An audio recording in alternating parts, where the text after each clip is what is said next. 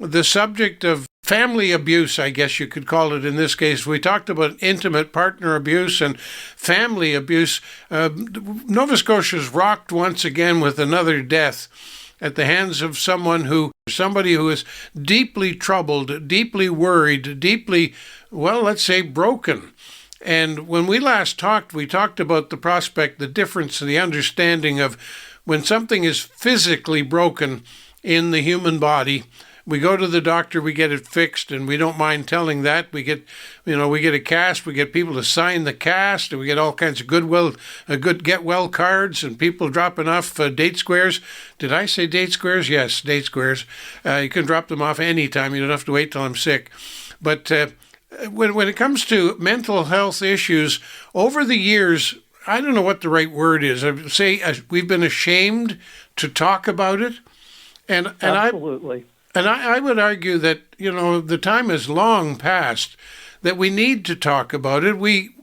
Am I going too far when I say that our society today is largely broken, and it's broken because we've ignored all kinds of warning bells about mental health issues, and we've allowed them to fester simply because we didn't want to talk about it? Is that fair? Well, yes, it is. People are, when I would have clients coming in, often they would come in with great trepidation because they were afraid they'd find out that they were even worse than they thought they were. And it goes to their sense of self-worth, that they're worth nothing. So I, of course, obviously don't believe that at all. I think everybody's got worth. But,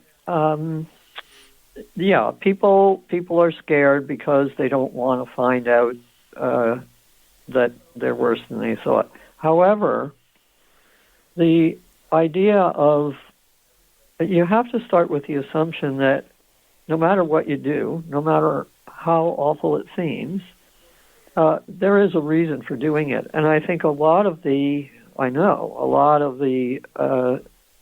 violence that takes place in families has to do with people being triggered, people actually being trauma survivors and being triggered. And when somebody is triggered, what happens is the thinking part of their brain gets shut off. And this is why people often cannot remember what they did, because they do it in a moment of some kind of feeling of which they are not consciously aware, and that has its origins somewhere in their background, but because they're not aware of it, they can't do anything about it.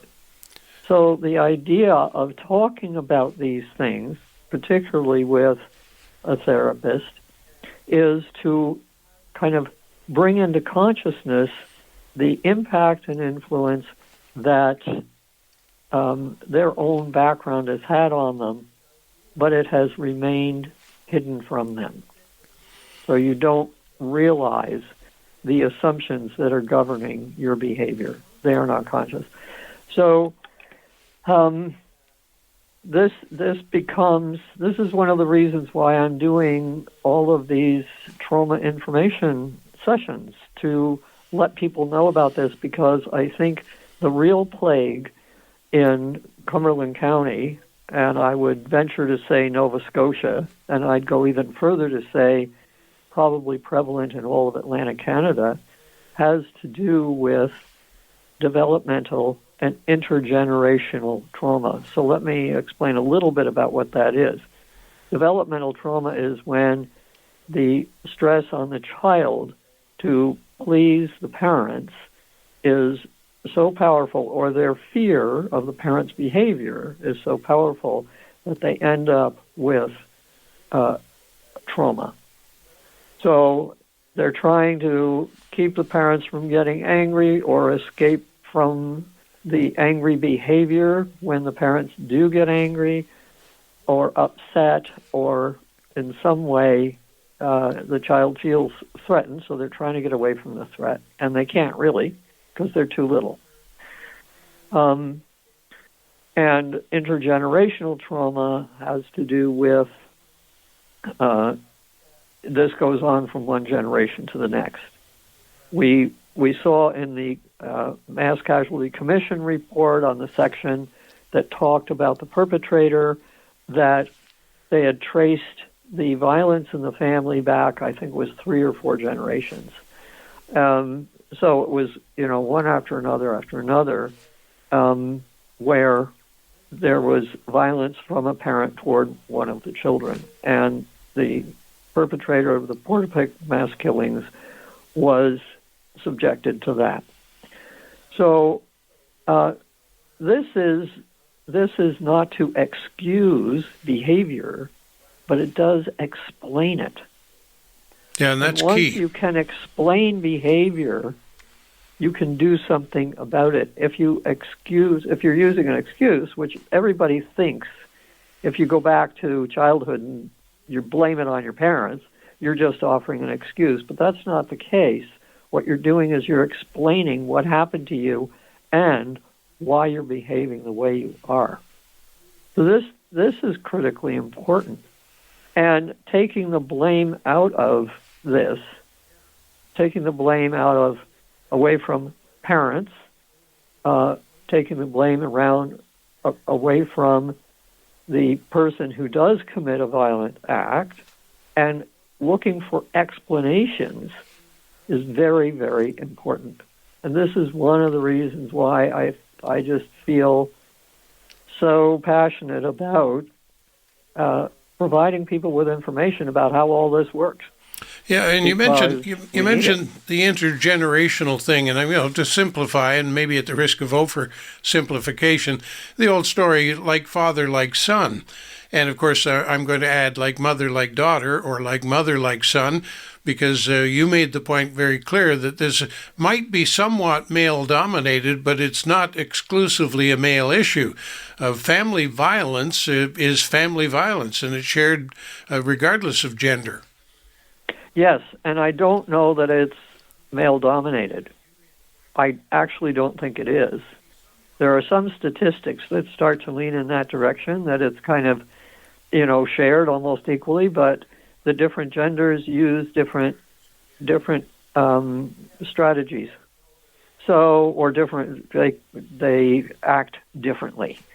Because physical violence is very, very visible, it has been assumed for many years that this is a male-dominated type of behavior. But often you will find that the women are using more psychological, emotional strategies that are not visible to the naked eye, but they are still just as powerful. So, and a lot of the women who have gone to transition houses recognize that they've had a part in the relationship. They are not sitting there just blaming their male partners. They're talking about their own participation in the relationship. They're not unaware of this. Is that the it takes two to tango kind of thing? There's a kind of, but that phrase implies that they're each doing something wrong, right? And this is one thing that I resist powerfully, because as soon as you get into the blame game, you're lost. Nobody wants to be blamed for things not working properly, but you do get into behavioral patterns, and they can be explained and they can be revealed in a way that does not blame either party. And this is, I think this is just critical to being able to tackle this whole business and make some inroads into what's happening with these partners. For one thing, there is a tremendous stress on primary relationships at this point in time, and family relationships, because we often don't live in communities that that provide kind of the additional support that that any person would need in order to feel connected and whole. And you have different experiences with each person that you run into. And with some people, you feel good and competent and good about yourself. And with other people, you feel a little shaky and not totally secure. And with a partner, a love partner, that's one of the most essential relationships we have in our lives. And there's always the fear that our partner doesn't love us as much as we love our partner. So when that fear is not contained or not responded to, then it gets way out of hand. Now, this topic I was going to say, this topic came up yesterday during a press conference with the Premier.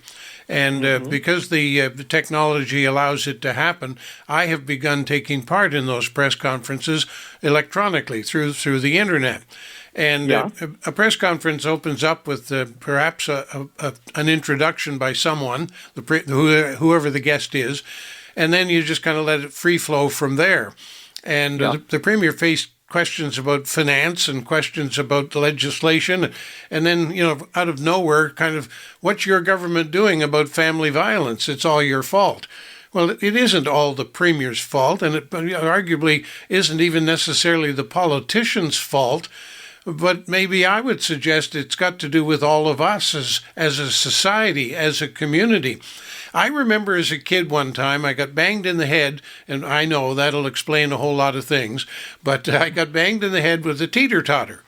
And I was really woozy, probably had a concussion, nobody knows, because we didn't know what they were back then. When I was kind of wandering my way home, and a woman about 4 or 5 doors from my house came out to meet me on the sidewalk, recognizing there was something wrong. She took me in, she called my mother. My mother came over, the two of them tended to my needs, and, my point being, the neighbors took part in raising me, and all of the neighbors did that. Today, if we see something happening out in our front lawn, we close the blinds. We turn a blind eye. We let somebody else take care of it. The answer to the question is always, I don't want to get involved. To me, we are all guilty here in where we're at today.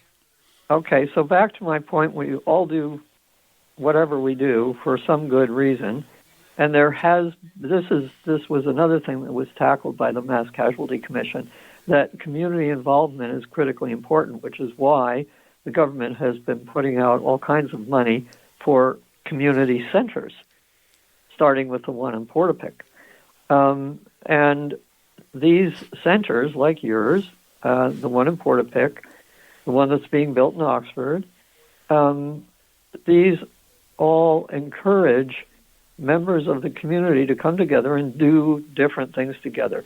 It's not to necessarily talk about all the tragedies. Maybe they're playing cards or having a potluck dinner or something like that, but they're getting to know one another. And when you get to know the people in your area, it's easier to actually meet some of the difficulties that we're all experiencing. Do you know what I mean? I do, and that's my point, is that we've lost contact with our own humanity. Well, we can, yes. And so we can't rely on just the government to solve this. They can help, definitely help with allocation of funds, which they are doing, and also informing your elected representatives about some of the difficulties that you're having or the things that you're worried about, because they actually do listen. They don't necessarily, your particular concern does not necessarily get responded to, certainly not quickly, because you can't turn the Titanic that fast, but they do take note. And so it's very important that we be politically involved to the extent that we can send an email. It can be really short to a representative and let them know what you need, what you're concerned about, and then being active in the community, going to something at coffee times or musical events, or in Oxford there's this group of people that the ukulele band, and they perform all over the place, and they're great. So there are things you can get involved with, and then you're more apt to be responsive to a neighbor who needs something or who wants to talk about something, or whatever. Mary Ellen, I'm very often considered to be guilty of oversimplification, and you've just given us some really, really simple steps that we can do as individuals, that we can do as true community members, really simple steps to take on what is arguably one of the biggest concerns, the biggest problems we face as a modern-day society, the mental health of our total community. And yet you've told us again and again, it starts at home. Oh, it does. It does. And it starts with people feeling connected. There's the best couple therapist that I've ever heard of was talking about the fact that she grew up in a town of 300 people, and her grandmother ran the local pub. And when her grandfather would go away, her grandmother would have 298 people to talk to. And she knew everyone because it was such a small town. And, of course, if you're running the local pub, there's no way you don't get to know everybody, right? So she had an enormous amount of support if her husband was away for a couple of weeks or a month or something. And, if when she was a young mother, if one of her kids needed to be picked up at school and she couldn't do it, there was somebody there to do that. Or if probably the kid didn't need to be picked up at school, but maybe she needed to be looked after. So, these kinds of things are much easier when you have a community in which everybody knows everybody. You can get somebody to shovel off your walk if you can't do it yourself. You can get somebody to plow your driveway, things like that. And when you're interacting just on an ordinary everyday basis, that is the glue that keeps communities together.